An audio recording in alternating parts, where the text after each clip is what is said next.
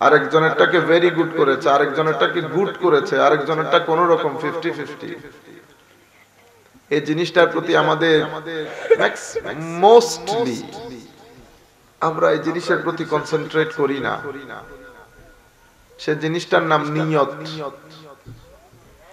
নিয়তের কারণে একজনের আমল আসমানে, নিয়তের কারণে আরেকজনের আমল জমিনে, নতুবা রাকাত একই, রাকাত একই, টাকাও একই। কেউ ঘর থেকে গামছা টামছা নিয়ে আসছে, আর কেউ দেড়হাম দিনার নিয়ে একেবারে অট্টালিকা বানাই দিয়েছে। একজনেরটা দেখে আমার নবী সাল্লাল্লাহু আলাইহি ওয়াসাল্লাম বলছে, আমি প্রত্যেককে যার যার পেমেন্ট দিয়ে দিয়েছি, একজনের পেমেন্ট দিতে পারি নাই। নাম কি তার? হযরতে আবু বকর সিদ্দিক। আমি কিয়ামতের দিন আমার আল্লাহর খজিনা থেকে নিয়ে তার জাযা তাকে দিব, কিন্তু এখন দিতে পারতেছি না। তাইলে এই যে পার্থক্যটা চলে আসছে, কিসের পার্থক্য?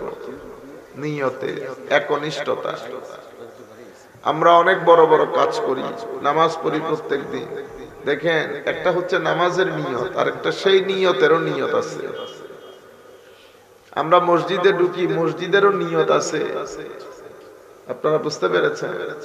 মসজিদের মধ্যে যখন ঢুকি আমরা, মসজিদের ঢুকার দোয়া কি? মসজিদের বাইরে লেখা থাকে আল্লাহুম্মা ইফতাহ লি আবওয়াব রাহমাতিক, লেখা থাকে না? কিন্তু এটার আগে দোয়া একটা, আমরা এখানে বাংলাদেশের মধ্যে খারেজিয়তের বাতাস লাগছে। কিসের বাতাস? খারেজিয়তের বাতাস। দরুদ শরীফ তুলে দিছি। আমার নবীকে সালাম না দিলে আল্লাহ রহমতের দরজা খুলে না। রহমতের দরজা খুলতে হইলে আগে আমার নবীর দরবারে সালাম দিতে হয়। সেই কারণে আগে দরুদ শরীফ, আল্লাহুম্মা সাল্লি আলা সাল্লাম, এরপরে আল্লাহুম্মা ইফতাহ লি আবওয়াব রাহমাতিক। আপনারা বুঝতে পেরেছেন? এটা নামাজে মসজিদে ঢুকার দোয়া। তো মসজিদে ঢুকার একটা নিয়ত আছে না? আমি কেন ঢুকতেছি? আপনারা মনে করেন আমরা সবাই করি এই নিয়ত, নামাজের জন্য ঢুকতেছি, কিন্তু এই নিয়তের একটা নিয়ত আছে, যে নিয়তের কারণে নামাজের কোয়ালিটির মধ্যে ফারাক চলে আসে। সেটা কি? আল্লাহ, তোমার ঘরে যতক্ষণ পর্যন্ত থাকবো তুমি তোমার হেফাজতের চাদর দিয়ে আমাকে আবৃত করে রাখি, আর তোমার নৈকট্যের নূর দান করি, ওইটাও নিয়ত। আপনি যখন এই নিয়ত করে ঢুকবেন, তখন মসজিদে যতক্ষণ থাকবেন আপনার সময় পাল্টে যাবে। আপনি তো মসজিদে বসে বসে কথা কেন বলেন? কারণ আপনি ঢুকের সময় নিয়ত করে ঢুকেন নাই। আপনি বিসমিল্লাহ করে সবাই ঢুকতেছে, আপনিও ঢুকে গেছেন। কি কারণে? নামাজ পড়বেন। মনে রাখবেন, ওই নিয়তেরও একটা নিয়ত আছে। সেই নিয়ত যদি আপনি করেন, মসজিদের কোয়ালিটি, মসজিদে ঢুকার কোয়ালিটির মধ্যে, থাকার কোয়ালিটির মধ্যে ফারাক চলে আসবে। এরপরে নামাজ। নামাজের মধ্যে আমি মুখে না বলতেছি নামাইতু ওয়া নুসাল্লি আলিল্লাহ, কিন্তু নিয়ত তো এখানে থাকে। আপনি যদি বিতর্কত থেকে নিয়ত করেন, তো নামাজের কোয়ালিটির মধ্যে ফারাক চলে আসবে। এজন্য আমার নবী হাদিসে পাকের মধ্যে বলেছেন, নিয়তুল মুমিন খায়রুম মিন আমালিহি। মুমিনের নিয়ত তার আমলের চেয়ে উত্তম, তার আমলের চেয়ে উত্তম। মুমিন নিয়ত করছে, আমল করে নাই, তবুও সওয়াব পাবে, তবুও সওয়াব পাবে। আমাদের সামগ্রিক জীবন থেকে এখন তো লকবের দুনিয়া। কিসের দুনিয়া? লকব। হযরতুল আল্লামা, অমুক সমুক। যখন এলম ছিল তখন লকব ছিল। আপনারা এগুলা থেকে নিজেদেরকে দূরে রাখবেন। আর কিছু জিনিস, এটা আমি নসিহত তো বলবো না, আমরা তো নসিহত করার ওই চেয়ারের মধ্যে আমরা নাই, আমরা খুব সাধারণ মানুষ। আমরা আহলুস সুন্নাহ ওয়াল জামাতের খাদেম সবাই। কখনো আহলুস সুন্নাহ ওয়াল জামাতের খেদমতের মধ্যে না আমি আমার পীরকে আনবো, না আমি আমার উস্তাদকে আনবো। আমার পীর, আমার উস্তাদ, আমার উস্তাদ মাদ্রাসায়, পীর খানেকাতে। আমার এত 2004 থেকে আমি মাহফিল করতেছি, আমার জীবনে আমি কোনো মাহফিল আমার পীরের নাম নেই নাই। আমার জীবনে আমি মোনাজাত করে আমার পীরের জন্য কোনোদিন দোয়া করি না, আল্লাহ আমার পীর সাহেবকে হায়াতে তৈয়বা দান করি। কেউ জানেও না আমার পীরকে। পীর এটা ব্যক্তিগত জিনিস। আমি যদি এখানে এনে, এখন আপনি যদি বলেন আপনার বাবা সুন্দর, আমি যদি বলি আমার বাবা সুন্দর, তাহলে তো মারামারি লেগে যাবে, যেটা হচ্ছে বর্তমানে। আপনি আপনার বাবাকে আপনার সাথে রাখেন, আমার বাবাকে আমি আমার সাথে রাখি। বাজারের মধ্যে আমি যখন খেদমত করব, একসাথে এক ছাতার নিচে, সেই ছাতার নাম হবে আহলুস সুন্নাহ ওয়াল জামাআহ। এটা একটা বিষয়, কথা যেহেতু বলতে পারতেছি না, আমি আমার হৃদয়ের কিছু কথাবার্তা আপনাদের সাথে শেয়ার করে শেষ করে দিই। আরেকটা জিনিস মাথায় রাখবে, কখনো যেই ব্যক্তির মাধ্যমে, যেই পীরের মাধ্যমে, যেই মাদ্রাসার মাধ্যমে, যে খানেকার মাধ্যমে আহলুস সুন্নাহ ওয়াল জামাতের মধ্যে দ্বিমত সৃষ্টি হবে, আমাদের উচিত সেগুলা থেকে দূরে থাকা। আমার মাধ্যমে যদি আহলুস সুন্নাহ ওয়াল জামাতের মধ্যে দ্বিমত তৈরি হয়, আমি নিজেকে আহলুস সুন্নাহ ওয়াল জামাত, আপনি আমার থেকেও দূরে থাকেন। তাদের সাথে সময় দিবেন, তাদের মজলিসে বসবেন, তাদের কথা শুনবেন যারা আহলুস সুন্নাহ ওয়াল জামাতের মধ্যে ঐক্যের কথা বলে, যাদের মজলিসে বসলে সুহবতের তাসির অনুভব করবে, যাদের সুহবতের মধ্যে বসলে, মজলিসের মধ্যে বসলে আপনার চোখ ভিজতে চাইবে, আপনার হৃদয় দুর্বল হবে, হৃদয়ের মধ্যে আল্লাহ রাসূলের ইশক, মহব্বত, আউলিয়া ইকরামের নিসবতের প্রতি হায়া জন্মাবে। এই ধরনের সুহবতের মধ্যে বসবেন। আমিত্ব, অহংকার, হিংসা, এগুলা যে মজলিসের মধ্যে বসলে এগুলা বাড়ে, এগুলা থেকে দূরে থাকবে। তাহলে এই একটা জিনিস করবেন, আহলুস সুন্নাহ ওয়াল জামাতের ক্ষেত্রে আর কাউকে আনবেন না আহলুস সুন্নাহ ওয়াল জামাত। আমি কখনো আমার পীরকে আমি বড় বলবো না। নাম্বার 2 হচ্ছে ঐক্য। যেখানে যাবেন একসাথে থাকার চেষ্টা করবেন। আমার নবী সাল্লাল্লাহু আলাইহি ওয়াসাল্লাম ইরশাদ করেছেন, শয়তান 2 জন থেকে দূরে থাকে, 2 জনের তুলনায় 1 জনের দিক থেকে শয়তান অনেক নিকটে থাকে। ওয়া হুয়া মিনাল ইসনাইনে আবাদ, 2 জন থেকে শয়তান দূরে। আপনি যখন গ্রুপ থেকে সরে যাবেন, আমার নবী সাল্লাল্লাহু আলাইহি ওয়াসাল্লাম বলছেন, ছাগলের পাল থেকে যখন একটা ছাগল দূরে সরে যায়, তো নেকড়ে এসে ওই ছাগলকে তুলে নিয়ে যায়। যদি একসাথে থাকে তাহলে ঝামেলা হয় না। এইজন্য আমার নবী হাদিসে পাকের মধ্যে বলেছে, ইন্নাল্লাহা ইয়ারদা লাকুম সালাসা ওয়া ইয়াকরাহু লাকুম সালাসা। আল্লাহ 3টা জিনিস আপনাদের জন্য পছন্দ করেন। একটা হচ্ছে ঐক্যবদ্ধ থাকা, আর একটা হচ্ছে আল্লাহ বাদে কারো ইবাদত না করা, আল্লাহর সাথে কাউকে শরীক না করা, আর একটা হচ্ছে কি লোকাল না করা, টস টস টস, চারিদিক দিয়ে খালি এর কথা এরে ওর কথা এরে, এটা আল্লাহ অপছন্দ করেন। এই 3টা জিনিস মাথায় রাখবে। ঐক্যবদ্ধ, কারণ সামনের যে পরিস্থিতি, সেই পরিস্থিতি বড় ভয়ানক। 2টা কথা। 3 নাম্বার কথা হচ্ছে, আমরা যারা মাঠে ময়দানে কাজ করি, আমরা সময়ের নার্ভে যেন হাত রাখি। সময় কি ডিমান্ড করছে। আমি যদি শুধুমাত্র আমার ক্যাসেটটা বাজাইতে থাকি, তাইলে আমি যুব সমাজের যে তৃষ্ণা সেটা মিটাইতে পারবো না। আমি প্রত্যেকদিন সময় নিয়ে গবেষণা করতে হবে। আমরা যারা মাঠে ময়দানে কাজ করি, আপনারাও যারা শুনতেছেন, সময়ের নার্ভে হাত রেখে আমি ডিসাইড করব আমার বক্তব্যের বিষয়গুলো কি হবে।